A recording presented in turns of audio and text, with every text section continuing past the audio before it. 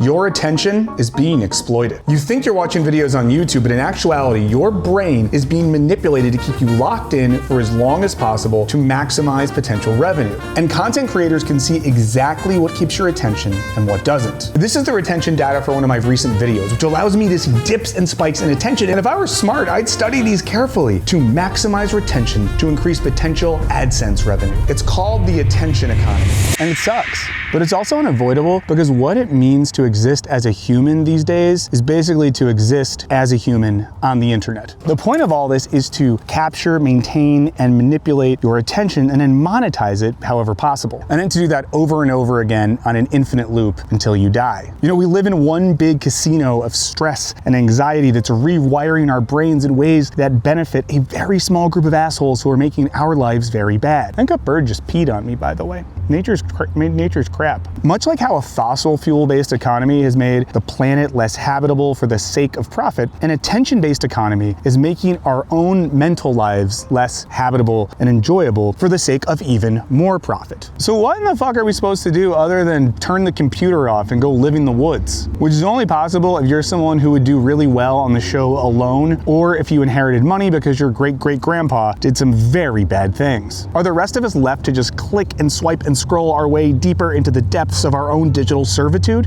Well, according to a group called the Friends of Attention, there is another way. For this month's edition of Burns After Reading, I'm going to be talking about Attensity, a manifesto of the attention liberation movement written by the Friends of Attention. And shout out to my buddy CJ the X for recommending this book. Now, I'm not here to summarize this book. Rather, I want to talk about some of the ideas that stood out to me, and I encourage you all to check it out for yourself. Always start with the library if you can. Now, if you really feel like buying the book, please do so using my affiliate link down below. When you do that, you support the channel and you support independent booksellers, and you don't support Jeff Bezos. Now, this book presupposes that you feel bad, or at least slightly off, and it wants to affirm that feeling, arguing that something is seriously wrong with our society, and that by better understanding what's wrong, we might have some power to change it. Now, that something is that we are living in an era where our human attention is being exploited at the cost of our own humanity. Now, early in the book, they write that we are living under conditions that are contrary to basic wellness of ourselves, our communities, and our planet. To put that differently, this book argues that there is an absolute contradiction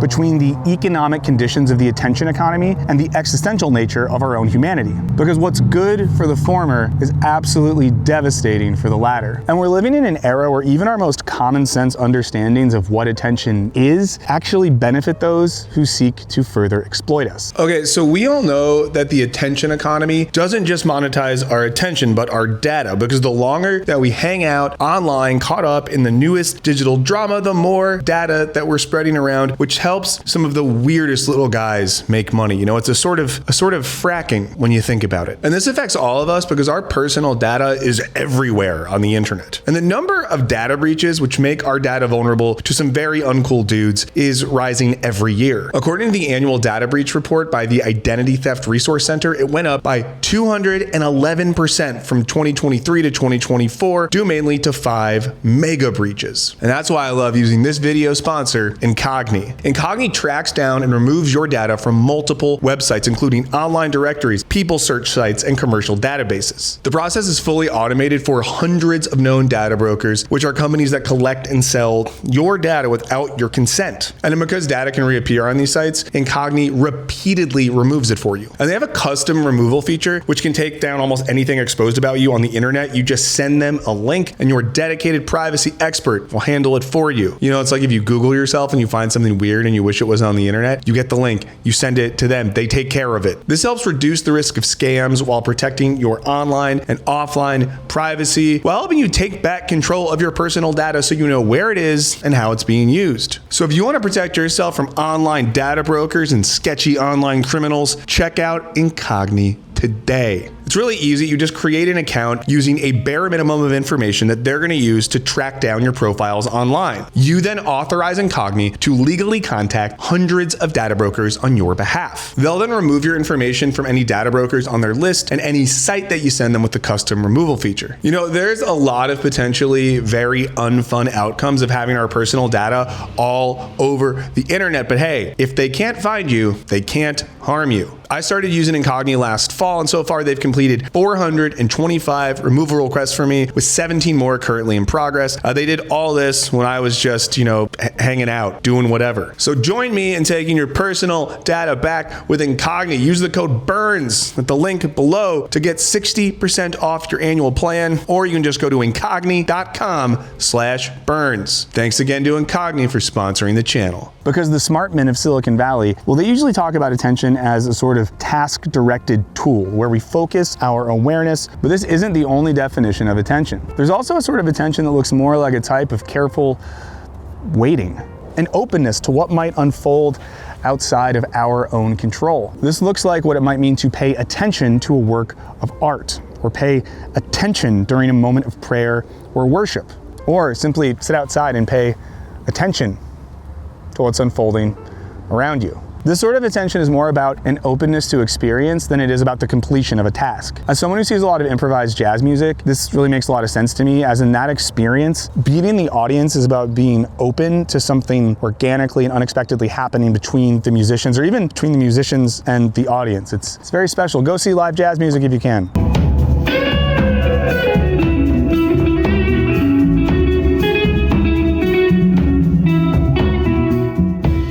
But sadly, being on the internet does not feel like being at a free jazz show. The Friends of Attention write that, simply put, most of the internet runs on a business model that is bad for us. And everyone basically knows this. We call it the attention economy, but in practice, it is a globe-spanning industrial farm that extracts money from a billion vegetative humans suspended in an infinite web, eyes glazed. Yikes. On the same page, they go on to write that we spend nearly the entirety of our waking hours in digital spaces substantially financed by extractive profit models that systematically tap human beings for the money value of our eyeballs. Now, they describe this extractive process as human fracking. Now, as I understand it, the type of fracking that we usually hear about involves adding increased pressure into a drilling hole to break up rock and force more oil out, drill baby drill and things of that nature. The goal is to increase oil production and thus revenues. But the cost of this is the risk of contaminated groundwater supplies, among other things. That's why a lot of environmental activists, as you might have seen, are very much not into fracking. And according to the Friends of Attention, human fracking is doing something similar. They write that, in the case of entrepreneurial frackers, we are inheriting parallel wreckage. Petroleum fracking is doing irreversible damage to our external environment, our woods and fields, our water and sky, while the human frackers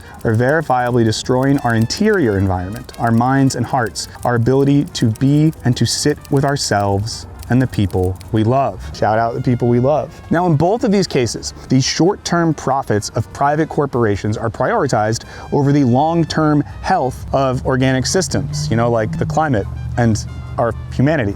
And I like the way that they phrase this, because it makes sense of a thing that we all feel, but maybe can't always clearly articulate, And that feeling is that we're being exploited and stolen from in ways that we just don't fully understand. And that these methods of extraction are causing forms of long-term damage that we can't quite understand, even if we feel that they're happening. I definitely think one of this book's strengths is its ability to really articulate one of those funny feelings that we all have but struggle to put a finger on. And the Friends of Attention argue that the attention economy isn't just making money off of our eyeballs, it's actively engaged in a process of dehumanization.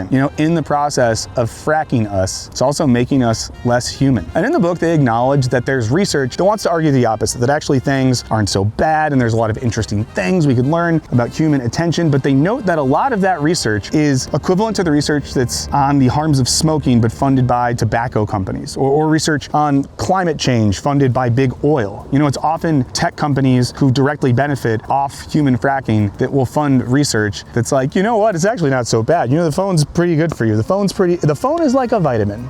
The phone is like a vitamin. For the English, the phone is like a vitamin. And this is relevant to some recent online debate that I've seen and that I don't want to jump into right now about how our phones and the internet more broadly maybe actually aren't that addictive. And to those claims, the Friends of Attention respond, use some common sense. Check yourself. How do you feel? What about your friends? Look around. See anything odd, like everyone staring at a device and nobody talking, nobody actually seeing each other, or for that matter, the world, or anything but a stream of content that is continuously monetizing their consciousness? The book says, That wasn't me doing dramatic effect. The book goes on, does anyone really want to argue that these developments are unrelated to the dramatic transformation of the public sphere across the last 30 years? Now, the project of this book and the Friends of Attention isn't just to reclaim our attention span, because in doing that, we're often still using the definition of attention perpetuated by the frackers themselves. I mean, I'm sure some of you are fellow ADHD heads out there. Shout out to all of you. And if you are an ADHD person, you might have wondered before, am I just treating this so that I can pay better attention at work or other profit-driven tasks? Is the point of treating my ADHD so that I can function better according to the machinations of capitalist society? Which then leads to the question, do I treat my ADHD to better serve my humanity or to better serve the attention economy? I'm not going to answer that today, but I'm working on a long video about that topic. So if you have thoughts on that topic, let me know. If you know books about that, let me know, because I'm working on that right now. So the goal of this manifesto isn't to take your attention back so that you can choose what TV show you want to watch without an algorithm telling you, It's rather about embracing a fuller and more human conception of attention, one that involves care, concern, openness, the ability to just sit and wait. Then again, I think that art and religion can be useful here if you're struggling to make sense of what this would look like. In other words, I think they're basically saying, fuck those screens. Now, in the book, the friends write that taking back our attention from the human frackers doesn't mean fighting in their ring by their rules. That would be already to lose. We don't want to scrap for slightly longer attention spans or use their apps to train ourselves to a higher pitch of cybernetic focus. We want human attention, our attention, the fullness of that in all its radical and revolutionary power. Shout out to anyone who's ever downloaded an app to be like, this will help my attention span. I'll use the phone differently and my attention will be better. If I just drink this scotch the right way, I won't get drunk. This is a call to detach our conception of attention from one that's been beneficial to the advertising and military industries. As this concept has seeped into our education system, into the way we, think of ourselves and our families. We optimize ourselves to be fracked from a very young age. Now, the analysis that they offer in this book doesn't reference much external theory, which isn't a critique, to be clear. But I definitely see a lot of overlap with the Marxist critique of alienation in this book, because they're arguing that the attention economy, much like the more industrial economy before it, operates via a certain type of human exploitation that benefits those in power while driving us further away from each other and our own human nature. And they describe this type of contemporary alienation as the existential phenomenology of creatures who are literally being biohacked at a societal scale. And it feels terrible. Now, around this point, the book shifts from analysis to more of a call for action and activism. And in the back half of the book, I found it equal parts frustrating and compelling. Now, my frustrations came from what I feel is potentially an underdeveloped notion of systemic critique, because as boring as it might feel to keep harping on about it, all of this shit is happening because of capitalism. We have to have a critique of capitalism to do this stuff. To solve these problems, we have to critique and, capitalism, which is gonna be hard. It's not gonna be easy. Not gonna be easy. There's a very clear economic basis to this issue, and there's not really an apolitical solution to that problem. There's no sort of bipartisan way to get to the bottom of this and rehumanize ourselves. Now, they do make the very good point in this book that attention activists, which they want all of us to be, well, we need to look for contradictions in society to find points of pressure to exploit. Good idea. I like it. But they then go on to write, Karl Marx may or may not have been correct about political economy, but nobody could deny his slashing capacity to unleash systematic rethinking. He was formally trained in the art of dialectic, that special form of conceptual jujitsu whereby thought is somewhere reversed, even flipped. Okay, a couple things here. Let me say for the record, Marx was right about political economy. You don't need to write Marx may or may not have been right. He was right. He was right. Friends of Attention, if you're watching, you're not watching. Friends of Attention don't go on YouTube. I could say anything I want right now. But he was right, just so you know. And also a part of me did die inside a little bit when they called the dialectic conceptual jujitsu. Let's not do that. Let's not call it dialectic conceptual jujitsu. I don't think that's what it is. Do I know what jujitsu is? Jiu-jitsu. I don't know what jiu-jitsu is, but I'm still sure that the dialectic isn't conceptual jiu-jitsu. Now, in further discussing Marx, the friends argue that the difference between Marx's exploited 19th century workers and us is that Marx's working class didn't own the mills and the machines, but we still own the mill because the mill is our mind. To which I must say, I don't think so. I don't think that one works. Because much like the hands of the industrial laborer, our minds carry out labor for the sake of larger systems. And while most of us might not work with mills and machines, we do work with numerous digital platforms every day. Platforms that we do not have control of. Platforms that extract value from our minds and then use it for profit. Platforms that we can't really fight back against. Platforms like this. This isn't a platform, this is just a park. But you're watching this on a platform, which is YouTube, because it's like I could make a video and not put it on YouTube, but then where would it go? I don't know, how about my Patreon? Check it out. Now, to be fair here, I'm aware that not every single book that I read has to do a formal Marxist analysis of whatever problem is being explored in that book. Especially in this case, like it's a manifesto. It's telling us it's a manifesto, not a careful work of theory. But I do think this leaves us a lot of room to further analyze the situation in terms of digital platforms and their connection to contemporary capitalism and political power. I think there's work to still be done on the theory side that can help us potentially do a better job at the activism side. But I also found a lot of the back half of the book compelling. I really liked their call for forms of artistic practice and study that can help recalibrate our practice of attention, making us more human in the process. It's nice to read a book that gives some practical advice or pushes us to think practically about what we can do. Because again, we can't just go turn off the capitalism machine. So we gotta do something in the meantime. So hey, art, study, things of that nature. They call for creating work that dramatizes the richness and profit-defying glory of human attention ecosystems. And they emphasize that because quantification is the first step toward monetization, we need to aggressively refuse the datification of attention. We need to aggressively refuse the datification of attention. We need to aggressively refuse the datification of attention. We need to aggressively refuse the datification of attention. Because we live in an era where, as the Friends of Attention note, what is real is that which can be counted. It's a conception of value that's directly tied to money. If we can't put it in terms of money, it's not real. But they're calling for a world where unprofitable things still have immense value, not because of market relations, but because of human relations. The Friends write that art and literature and the humanities may seem gratuitous, even irrelevant to the urgent challenges of our moment. But artistic and interpretive activities are special zones for thinking and practicing emancipatory and authentically human forms of attention. Human forms of attention. Let's be human. And to paraphrase Thoreau, I fuck with this shit heavy. I think that we need art and literature and film and music more than ever. They create zones of human thinking and community that are disconnected from the fracking machines. Like, we need those spaces that are unproductive and messy and weird and mysterious. It's important. We need them now. Okay, so basically, shit is fucked up and we all know it. We know that the way that we are living feels bad. We know that many of the platforms and modes of communication that we've grown dependent on are making our lives worse.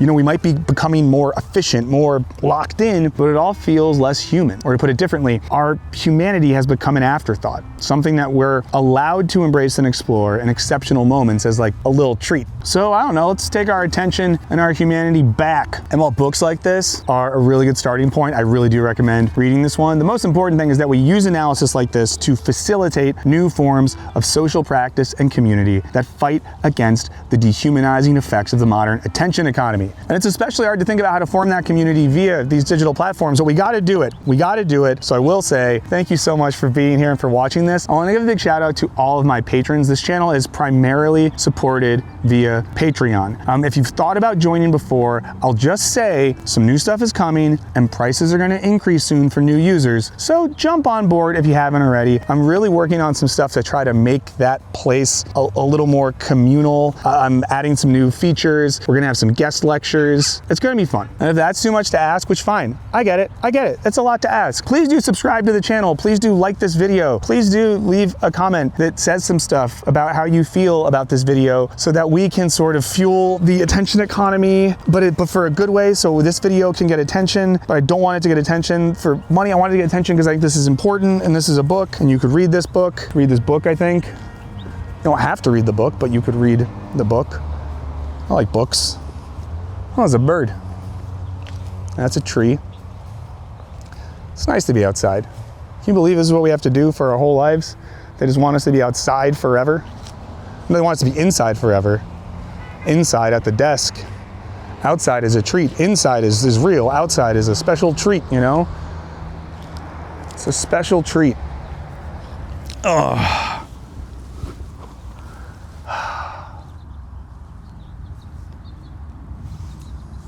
It's a nice cover too.